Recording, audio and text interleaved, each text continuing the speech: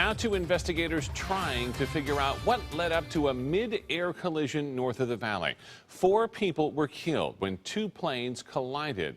This all happened near New River Road between Lake Pleasant and I-17. ABC 15's Mary Ellen Resendez is there right now. And Mary Ellen, give us an idea where this investigation stands right now. Do we know anything about what caused this crash?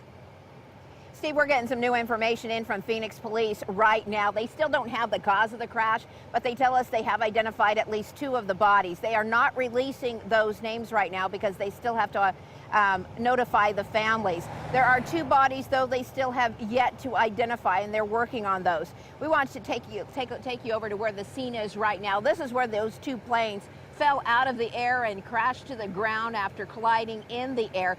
That's the NTSB, the FAA, and Phoenix Police are all on the ground sort of sifting through this wreckage, trying to figure out what caused this mid-air collision. A nearby pilot was the very first to report the crash.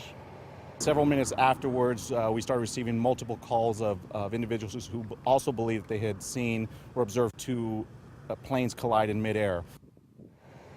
Now, fire crews raced to the scene, discovering at least one of the planes had exploded on impact. Inside, both of those passengers badly burned. They soon spotted the second plane and for a short time thought they might have some survivors. We had 1 aircraft on fire on the ground and 1 that was probably about 100 yards away.